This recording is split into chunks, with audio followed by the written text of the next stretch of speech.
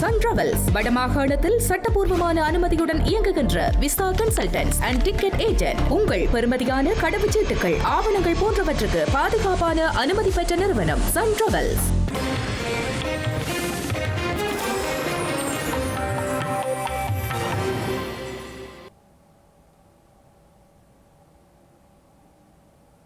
வணக்கம். இது ஐபிசி தமிழின் பிரதான செய்திகள். முதலில் தலைப்புச் செய்திகள். இறுதிச் யுத்தத்தில் விடுதலை புலிகள் தோல்வியடைந்தமைக்கு அமெரிக்காவே காரணம் என்கின்றார் கம்மன்வில. போர் தொடர்பான சரத் பொன்சேகாவின் கருத்திற்கு பதில். நிலக்கரி இறக்குமதியால் நாட்டுக்கு பாரிய நிதி இழப்பு, புபுது ஜெயகொட குற்றச்சாட்டு. துறைமுகங்களில் தேங்கியுள்ள வாகனங்களை விடுவியுங்கள், அரசாங்கத்தை கோரும் வாகன இறக்குமதியாளர்கள் சங்கம். தொழிற்சங்க நடவடிக்கைகளுக்கு மத்தியிலும் நோயாளர்களுக்கு தடையற்ற சேவை, அரச மருத்துவ அதிகாரிகள் சங்கம் பெருமிதம். பாஜக அரசு ஜனநாயகத்திற்கும் கூட்டாட்சிக்கும் மதிப்பளிக்கவில்லை, முக ஸ்டாலின் விசனம். மிகப்பெரிய போதைப்பொருள் கடத்தல் தலைவன் எல் மென்சோ சுட்டுக்கொலை, மெக்சிகோவில் தொடரும் வன்முறை. இனி தொடர்வது விரிவான செய்திகள். தமிழீழ விடுதலை புலிகளுக்கு எதிரான இறுதிப் போரின் போது அமெரிக்காவின் உளவு பிரிவான மத்திய புலனாய்வு அமைப்பு வழங்கிய உதவியே தமிழீழ விடுதலை புலிகள் தோல்விக்கு காரணம் என பிபுத்துறைகள உரிமையவின் தலைவரும் முன்னாள் நாடாளுமன்ற உறுப்பினருமான உதய கம்மன்பில தெரிவித்தார். ஃபீல்டு மார்ஷல் சரத் பொன்சேகா இறுதிப்போர் தொடர்பில் தெரிவித்த கருத்துக்கு எதிர்கருத்து தெரிவித்த போதே அவர் இந்த விடயத்தை தெரிவித்தார்.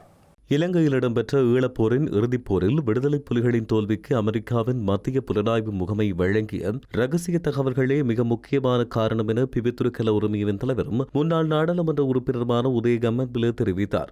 இறுதிப் போரில் வெளிநாடுகள் போருக்கு உதவி செய்ததாகவும் விடுதலை புலிகளை பேச்சுவார்த்தை மேசைக்கு கொண்டு வருவதற்கான தாக்குதலை மேற்கொள்ள வேண்டும் என சிலர் நினைத்ததாகவும் அவர் தெரிவித்தார். இந்தோனேசிய கடற்பரப்புக்கு அருகே நிலை கொண்டிருந்த விடுதலை புலிகளுக்கு சொந்தமான 3 பிரம்மாண்ட மிதக்கும் ஆயுத கப்பல் களஞ்சிய சாலைகளை அடையாளம் காண மத்திய புலனாய்வு முகமை உதவியதாகவும் அவர் குறிப்பிட்டார். இந்த ஆயுத கப்பல்கள் அழிக்கப்பட்ட பிறகுதான் புலிகளுக்கான ஆயுத விநியோகம் முற்றிலும் துண்டிக்கப்பட்டது என்றும் இதுவே போரின் போக்கை மாற்றிய முக்கியமான திருப்புமுனை என்றும் அவர் குறிப்பிட்டுள்ளார். போரின் வெற்றி என்பது தனிப்பட்ட ராணுவ வியூகத்தால் மட்டும் கிடைக்கவில்லை என்றும் மாறாக சர்வதேச உளவுத்துறையின் ஒத்துழைப்பு மற்றும் ராஜதந்திர நகர்வுகளால் சாத்தியமானது என்றும் அவர் இதன் பொழுது குறிப்பிட்டுள்ளார்.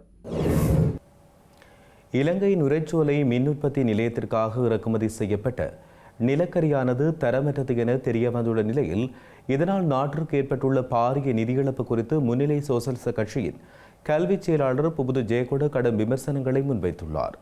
தரமற்ற நிலக்கரி என தெரிந்தும் ஆய்வக அறிக்கைகளை மக்களுக்கு மறைத்து இவ்வாறான ஊழல்களை முன்னெடுப்பது நாட்டின் பொருளாதாரத்தை பாரிய அளவில் பாதிக்கும் என்றும் அவர் எச்சரித்துள்ளார். இலங்கை நுரைச்சோலை மின் உற்பத்தி நிலையத்துக்காக ஒரு தனியார் நிறுவனமூடாக இறக்குமதி செய்யப்பட்ட 8 கப்பல் நிலக்கரிகளும் தரமற்றவை என இலங்கை மின்சார சபையின் அறிக்கைகள் உறுதிப்படுத்தியுள்ளன. குறிப்பாக 2, 3 மற்றும் 4 ஆகிய 3 கப்பல்களில் வந்த நிலக்கரி தரம் குறைந்தது என்று தெரிய வந்த போதிலும் அந்த நிறுவனத்துடனான கொள்முதல் ஒப்பந்தம் இதுவரை இடைநிறுத்தப்படவில்லை என்று தெரிய வந்துள்ளது. தரமற்ற நிலக்கரி என்று தெரிந்தும் ஆய்வக அறிக்கைகளை மக்களுக்கு மறைத்து இவ்வாறான ஊழல்களை முன்னெடுப்பது நாட்டின் பொருளாதாரத்தை பாரிய அளவில் பாதிக்கும் என்று புபுது ஜெயகொட தெரிவித்தார். உலக சந்தையில் ஒரு மெட்ரிக் டன் நிலக்கரியை $70 பெற முடியும் என்றும் அரசாங்கம் அதை $98.5 கொள்வனவு செய்துள்ளதாகவும் குறிப்பிட்டார். இதுக்கு மேலதிக பணம் யாருடைய பைகளுக்கு சென்றது என்றும் அவர் கேள்வி எழுப்பினார். இந்த முறைகேடான கொள்முதல் நடவடிக்கைக்கு பொறுப்பேற்க முடியாது என்று தெரிவித்து இலங்கை நிலக்கரி நிறுவனத்தின் முன்னாள் தலைவர் தன்னுடைய பதவியிலிருந்து விலகியுள்ளதாக அவர் குறிப்பிட்டார். இந்த நிலக்கரி இறக்குமதியால் நாட்டிற்கு சுமார் $7,672.1 மில்லியன் ரூபாய் நஷ்டம் ஏற்பட்டதாக அவர் குறிப்பிட்டார். இந்த நஷ்டம் இந்த நாட்டின் நாடாளுமன்ற உறுப்பினர்களுக்கு 40 வருடங்கள் வழங்கப்பட வேண்டிய ஓய்வூதிய தொகை சமமானது என்றும் அவர் தெரிவித்தார். கொழும்பு மற்றும் அம்பாந்தோட்டை துறைமுகங்களில் தேங்கியுள்ள 2000 இறக்குமதி செய்யப்பட்ட வாகனங்களை விடுவிக்குமாறு அரசாங்கத்திடம் கோரிக்கை விடுக்கப்பட்டுள்ளது. வாகன இறக்குமதியாளர்கள் சங்கத்தின் செயலாளர் பிரசாத் குலதுங்க இந்த கோரிக்கையை விடுத்துள்ளார். கொழும்பு மற்றும் அம்பாந்தோட்டை துறைமுகங்களில் தேங்கியுள்ள 2000க்கு இறக்குமதி செய்யப்பட்ட வாகனங்களை விடுவிக்குமாறு வாகன இறக்குமதியாளர் சங்கத்தின் செயலாளர் பிரசாத் குலதுங்க கோரிக்கை விடுத்தார். வாகன இறக்குமதி தொடர்பான பரிந்துரைகள் அடங்கிய வர்த்தமானி அறிவித்தல் வெளியிடப்படுவதற்கு முன்னர் இந்த வாகனங்கள் முன்பதிவு செய்யப்பட்டமையால் அவற்றை விடுவிப்பதில் சிக்கல் ஏற்பட்டதாக அவர் தெரிவித்தார். வாகனங்களை விடுவிப்பதற்கான நிபந்தனைகளில் ஏதேனும் சலுகைகளை வழங்கியாவது அவற்றை விடுவிக்க நடவடிக்கை எடுக்குமாறு அரசாங்கத்தை கேட்டுக்கொள்வதாக அவர் குறிப்பிட்டார். இதன் மூலம் அரசாங்கத்துக்குரிய வரி வருமானத்தை பெற்றுக்கொள்ள முடியும் என்றும் சுட்டிக்காட்டினார். இந்த வாகனங்களை விடுவிக்க முடியாமல் போய்விட்டதால் புதிதாக இறக்குமதி செய்யப்படும் வாகனங்களை நிறுத்தி வைப்பதில் இட நெருக்கடி ஏற்பட்டுள்ளதாக அவர் குறிப்பிட்டார். இலங்கை தபால் திணைக்களம் இந்த ஆண்டில் 15,000 மில்லியன் ரூபாய் வருமான இலக்கை எளிதாக அடைய முடியும் என ஸ்ரீலங்கா சுகாதார மற்றும் ஊடகத்துறை அமைச்சர் நலிந்த ஜேதிச தெரிவித்துள்ளார்.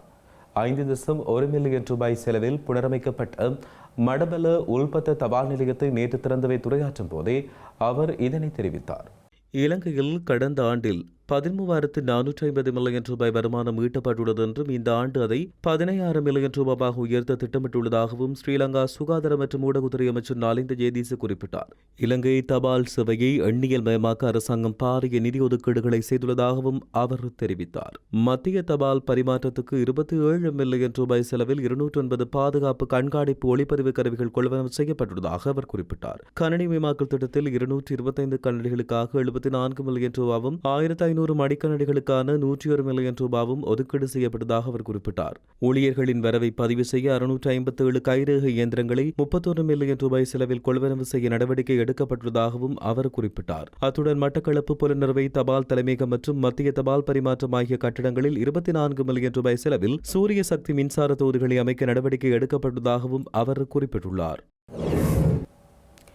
இலங்கை அரசாங்க மருத்துவ அதிகாரிகள் சங்கம் பல்வேறு தொழிற்சங்க நடவடிக்கைகளில் ஈடுபட்டுள்ள போதிலும் நாட்டின் பொதுவான மருத்துவ சமூகம் நோயாளர்களுக்கு தடையின்றி சேவையாற்றி வருவதாக சுகாதார பிரதி அமைச்சர் வைத்தியர் கன்சக விஜயமுனி தெரிவித்தார். அரசு மருத்துவ அதிகாரிகள் சங்கம் முன்வைத்த கோரிக்கைகளில் சுமார் 90% நிதி சார்ந்த நன்மைகளை கொண்டவை என்றும் அவர் தெரிவித்தார்.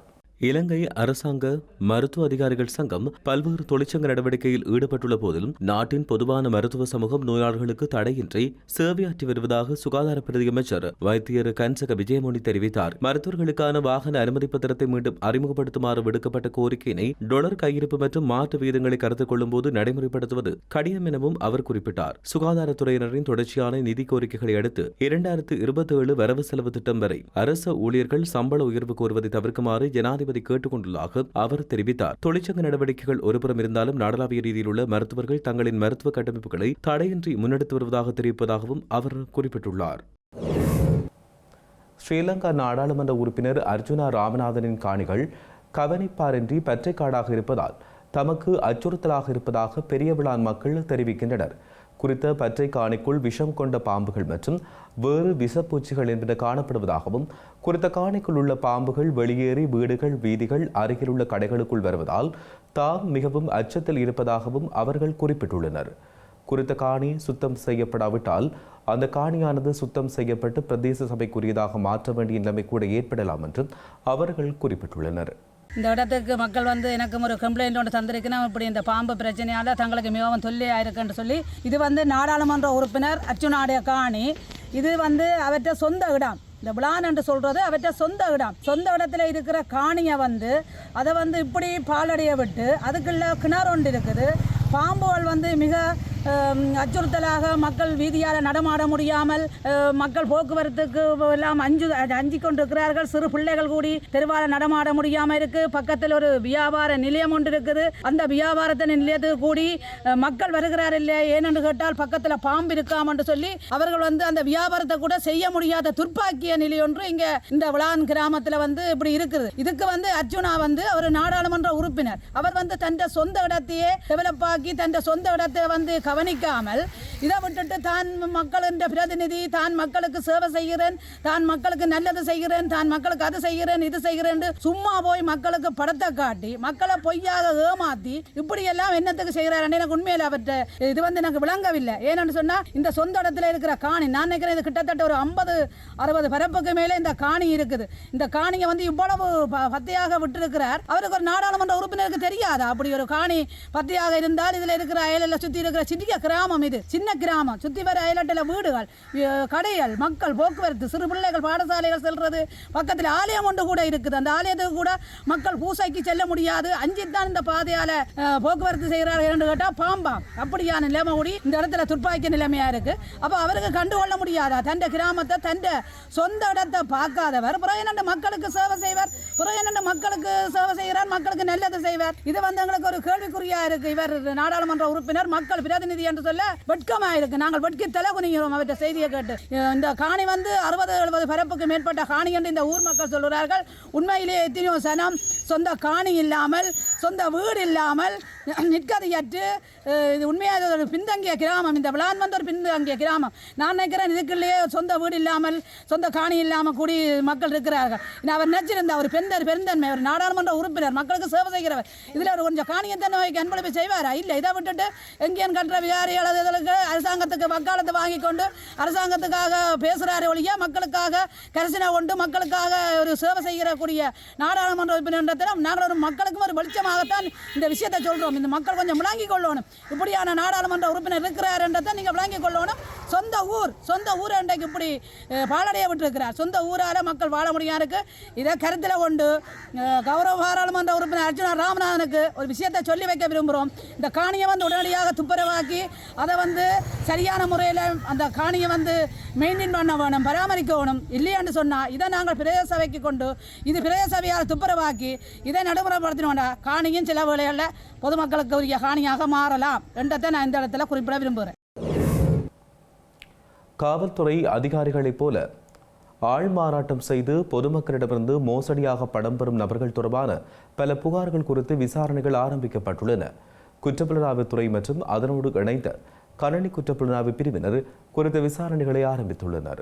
குற்றப்புலனாய்வுத்துறை மற்றும் கணனி குற்றப்புலனாய்வு பிரிவினர் இணைந்து காவல்துறை அதிகாரிகளைப் போல ஆள்மாறாட்டம் செய்து பொதுமக்களிடமிருந்து மோசடியாக படம் பெறும் நபர்கள் தொடர்பாக பல புகார்கள் குறித்து விசாரணைகளை தொடங்கியுள்ளனர். பாதிக்கப்பட்டவர்கள் முதன்மையான கணக்கு வைத்திருப்போர் மற்றும் நிபுணர்களை தொடர்பு கொள்ள இலங்கையின் நிலையான தொலைபேசி எண்களை ஒத்த வெளிநாட்டு தொலைபேசி எண்களை குற்றவாளிகள் பயன்படுத்துவதாக தெரிய வந்துள்ளது. இந்த அழைப்புகளின் போது மோசடி செய்வோர் உள்ளூர் வங்கிகள் அல்லது நிதி நிறுவனங்களின் பிரதிநிதிகளாக நடித்து பாதிக்கப்பட்டவர்களின் வங்கிக் கணக்குகள் தொடர்பாக புகார்கள் பதிவு செய்யப்பட்டதாக பொய்யாக கூறுவதாகவும் தெரிய வந்துள்ளது. பின்னர் சட்ட நடவடிக்கை எடுப்பதாக கூறி இலங்கை காவல்துறை விசாரணை பிரிவுகளைச் சேர்ந்த அதிகாரிகளைப் போன்று ஆள்மாறாட்டம் செய்யும் நபர்களுக்கு தகவல் பரிமாற்றம் செய்யப்படுவதாக தெரிய வந்துள்ளது. மேலும் கணக்குகளை சரிபார்க்க அல்லது பாதுகாக்க பரிமாற்றங்கள் அவசியம் என்றும் கூறி தனிப்பட்ட வங்கிக் கணக்குகளில் இருந்து குற்றவாளிகளால் வழங்கப்பட்ட பல கணக்குகளுக்கு நிதியை மாற்றும்படி பரிந்துரைக்கப்பட்டு ஏமாற்றப்படுவதாகவும் தெரிய வந்துள்ளது. எனவே தெரியாத நபர்களுக்கு தனிப்பட்ட வங்கி விவரங்கள், கணக்கு தகவல்கள் அல்லது நிகழ்நிலை பரிவர்த்தனை சான்றுகளை வெளியிட வேண்டாம் என்று காவல்துறை பொதுமக்களை வலியுறுத்தியுள்ளது.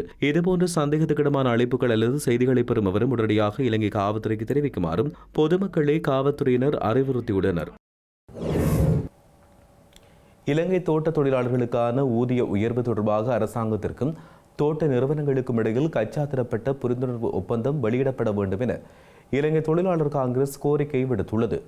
கொட்டக்கலையில் நேற்றைய தினம் நடைபெற்ற இலங்கை தொழிலாளர் காங்கிரசின் சிறப்பு கூட்டத்தில் பங்கு பெற்ற போது கட்சியின் பொதுச் செயலாளரும் நாடாளுமன்ற உறுப்பினருமான ஜீவன் தொண்டமான் இந்த கோரிக்கையினை முன்வைத்துள்ளார். ஸ்ரீலங்கா அரசாங்கம் புரிந்துணர்வு ஒப்பந்தத்தை பகிரங்கப்படுத்த தவறியதால் அதிகரிக்கப்பட்ட ஊதியம் தோட்ட தொழிலாளர்களுக்கு தொடர்ந்து கிடைக்கும் என்பதில் தனக்கு நம்பிக்கை இல்லை என இலங்கை தொழிலாளர் காங்கிரஸ் கட்சியின் பொதுச் செயலாளரும் நாடாளுமன்ற உறுப்பினருமான ஜீவன் தொண்டமான் குறிப்பிட்டார். தோட்ட தொழிலாளர்களின் சம்பளம் அதிகரிக்கப்பட்டாலும் நீண்ட காலமாக தோட்ட நிறுவனங்களால் அவர்களுக்கு வழங்கப்பட்டு வந்த நலத்திட்ட உதவிகள் குறைக்கப்பட்டுள்ளதாக அவர் சுட்டிக்காட்டினார். இதற்காக தொழிற்சங்க சார்பை பொருட்படுத்தாமல் தோட்ட தொழிலாளர்கள் தங்கள் உரிமைகளை பெற தோட்டங்களுக்குள் போராட வேண்டும் என்றும் தெரிவித்தார். ஜனாதிபதி அனுகுமார் திசாநாயக்கவின் பணிகளை பாராட்டுவதாகவும் அவரை சூழ்ந்துள்ள தேசிய மக்கள் சக்தியின் சில நாடாளுமன்ற உறுப்பினர்களின் செயல்களை வன்மையாக கண்டிப்பதாக ஜீவன் தொண்டமான் மேலும் தெரிவித்துள்ளார். மத்திய பாஜக அரசானது ஜனநாயகத்திற்கும் கூட்டாட்சிக்கும் மதிப்பளிக்கவில்லை எனவும் மக்களிடையே விதைக்கப்படும் நல்ல கருத்துக்கள் தான் நாட்டின் முன்னேற்றத்துக்கு வழிவகுக்கும் எனவும் முதலமைச்சர் மு க ஸ்டாலின் தெரிவித்துள்ளார். சென்னை கிண்டியில் உள்ள நட்சத்திர விடுதியொன்றில் இடம்பெற்ற நிகழ்வொன்றில் பங்கேற்று உரையாற்றும் போதே அவர் இவ்வாறு தெரிவித்தார். மத்திய பாஜக அரசானது ஜனநாயகத்துக்கும் கூட்டாட்சிக்கும் மதிப்பளிக்கவில்லை என்று மக்களிடையே விதைக்கப்படும் நல்ல கருத்துக்கள் தான் நாட்டின் முன்னேற்றத்துக்கு வழிவகுக்கும் என்று முதலமைச்சர் மு க ஸ்டாலின் தெரிவித்தார். பொருளாதார வளர்ச்சி மட்டுமன்றி எல்லோருக்கும் எல்லாம் என்ற பரந்துபட்ட வளர்ச்சியை தமிழ்நாடு எட்டியுள்ளதாக அவர் குறிப்பிட்டார். எதிர்க்கட்சிகள் ஆளும் மாநிலங்களை மத்திய அரசு எந்தளவு ஓர வஞ்சனையுடன் அணுகுகிறது என்பதை சொல்ல தேவையில்லை என்று அவர் குறிப்பிட்டார். வளர்ச்சியை தமிழ்நாடு முன்னெடுத்துள்ளது எனவும் செயற்கை நிதிச்சுமையை தமிழ்நாட்டுக்கு மத்திய பாஜக அரசு ஏற்படுத்துகிறது என்றும் அவர் குறிப்பிட்டார். அத்துடன் நாட்டில் 11.9% பொருளாதார வளர்ச்சி என்பது தமிழ்நாட்டை தவிர வேறு எந்த மாநிலம் சாதிக்க முடியாத ஒன்றென்றும் மு க ஸ்டாலின் குறிப்பிட்டார். நேபாளத்தின் தாடிங் மாவட்டத்தில் இன்று அதிகாலை இடம்பெற்ற விபத்தில் 18 பேர் பலியாகியுள்ளதோடு பலர் காயமடைந்துள்ளதாக சர்வதேச ஊடகங்கள் செய்தி வெளியிட்டுள்ளன. விபத்திற்குரிய காரணம் குறித்து விசாரணை நடத்தப்பட்டு வருவதாகவும் காவல்துறையினர் தெரிவிக்கின்றனர். நேபாளத்தின் தாடிக் மாவட்டத்தில் போஹாராவில் இருந்து காத்மண்டுவுக்கு சென்ற பயணிகள் பேருந்து திரிசூலி ஆற்றில் கவிழ்ந்து விழுந்ததில் 18 பேர் உயிரிழந்தனர். இந்த விபத்து இலங்கை நேரப்படி சின்னதாரா பகுதிக்கு அருகே அதிகாலை 1 மணி அளவில் இடம்பெற்றது.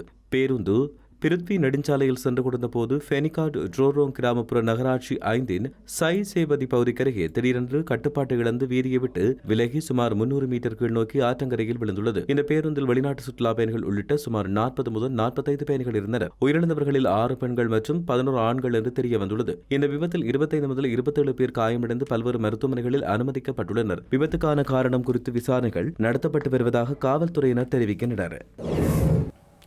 மெக்சிகோவில் உலகின் மிகப்பெரிய போதைப்பொருள் கடத்தல் தலைவன் எல் மென்சோ சுட்டுக்கொலை செய்யப்பட்டுள்ளார். மெக்சிகோ அரசாங்கத்தால் தேடப்பட்ட குற்றவாளியும் யாலிஸ்கோ நியூ ஜெனரேஷன் குழுவின் தலைவருமான எல் மென்சோ எனப்படும் நெமேசியோ ஒஸ்குவேரா ஜெர்வான்ஸ் சுட்டுக் கொல்லப்பட்டுள்ளார். மெக்சிகோ பாதுகாப்பு படையின் நடத்திய விசேட சோதனையின் நடவடிக்கையில் இவர் கொல்லப்பட்டார். முன்னாள் காவல்துறை அதிகாரியான எல் மென்சோவை பிடிக்க அமெரிக்கா $15 மில்லியன் வெகுமதி அறிவித்ததோடு இந்த நடவடிக்கைக்கு தேவையான முக்கிய தகவல்களை வழங்கியுள்ளதாக தெரிவிக்கப்பட்டுள்ளது. இவர் கொல்லப்பட்டதை அடுத்து மெக்சிகோவின் 8 மாநிலங்களில் யாலிஸ்கோ நியூ ஜெனரேஷன் குழுவினர் பேருந்துகளை எரித்தும் வீதிகளை மறித்தும் வன்முறையில் ஈடுபட்டு வருகின்றனர். இந்த சம்பவத்தை அடுத்து மெக்சிகோ ஜனாதிபதி கிளாடியா ஷீன்பாம் பார்டோ மக்களை அமைதி காக்குமாறு வேண்டுகோள் விடுத்துள்ளார்.